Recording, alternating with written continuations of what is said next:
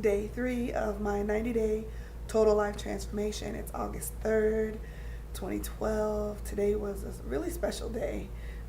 The teacher learned a whole lot today, or was refreshed on a whole lot, I guess I should say. I put on some lipstick for you tonight. Yeah.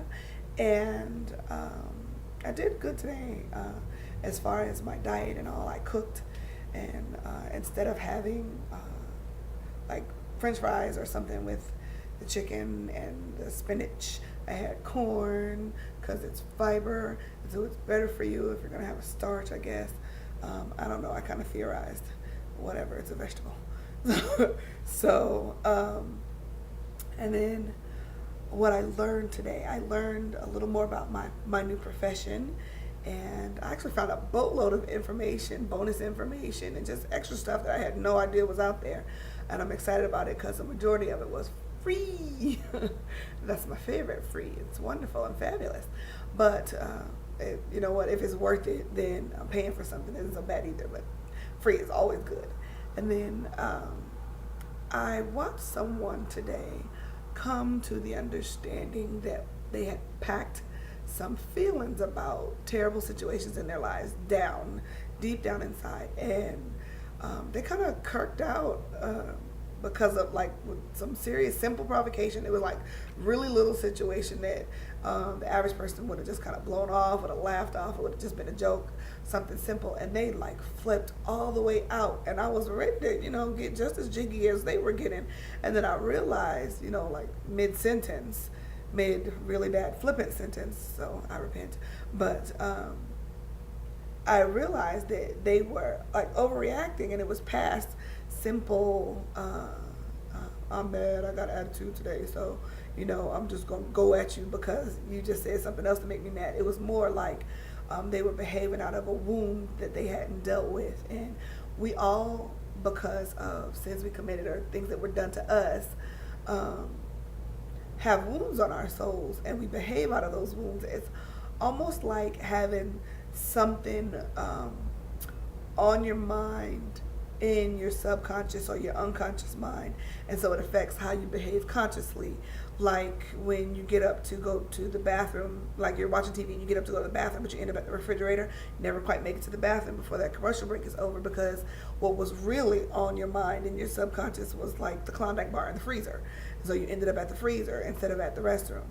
So though your conscious mind said, I gotta go potty, I'm going to the bathroom, you ended up at the freezer because your subconscious mind, which is so much more in control than we understand, was thinking, I gotta get to that Klondike. So they reacted like outrageously in a way that I had never seen, like face to face. And I've been in ministry, in church, whether you believe it or not, casting out devils and all kind of stuff for over a decade now.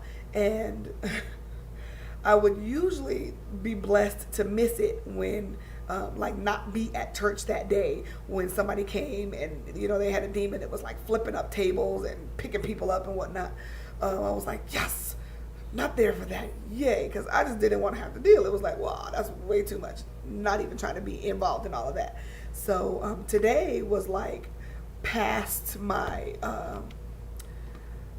not past my pay grade, but a little bit more than what I had ever experienced. And it was like they were just like rah, and I was like ugh.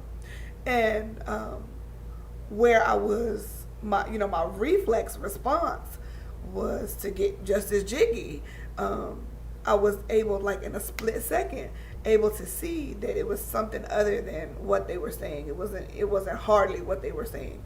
And so we needed to stop and calm the heck down and deal with the issue from the roots rather than from this symptom, and from the peripheral, which is what we had been talking about, and get down to the nitty gritty of what was really going on. And so I was able to slow the situation down because it was propelling. It was going forward really ugly, really quickly, and say, okay, stop. Let's talk about what's really going on, what the real issue is. And it worked. It worked. They stopped and they calmed down. They heard what I had to say and they thought about it. And by the time it was over, they were like, you know what, maybe that is was going on. I was blaming this, and maybe it's that. Maybe, you know, I was blaming this other thing over here, and maybe it's really what we just realized. And so now they're off thinking about that, and we'll come back together and have some more ministry going on. But that's probably the most exciting thing that happened today, that somebody I know and actually care about, like on a personal level, care about, not just the client, stumbled upon some really big breakthrough today. It was really cool to watch, and I'm watching God deal with them. I'm watching Him, you know, change their mind, change their attitude about stuff. They're moving out into bigger and better things in their life, and it's really good. And so for them to have this type of breakthrough at this stage in their transformation is really, really awesome. So it was really cool, and it was really just a matter of recognizing that the response was way past what it should have been. And that's not always the situation. Sometimes people are just rowdy and they act like that, or you know, they think that that's how they're supposed to act or whatever. But this was it took some discernment. It was some God opening my eyes. Hey, that's not what you think it is. Deal with that from a different angle. Come at it a different way. And so I was able to do that, which I guess I didn't realize that I had it in me to catch it like that. Like, my normal thing is, let's sit down, let's have a nice simple conversation. But they were flipping out over something else, and I'm walking in on it like, what is this? And was able to kind of diffuse the situation and help them get some understanding about what was really going on inside of them. It was really awesome. I'm thanking God for that. That was really cool. Other than that, that's about it for today. Tomorrow is the 4th, so I'm going to get up in the morning and weigh myself, and I'll let you guys know how that goes. I don't know what I'm going to do with that. I should probably, next time I see you, I may have my hair braided up. I don't know. Other than that, that's it for today. I'll see you tomorrow. Good night. Miss Denee signing off.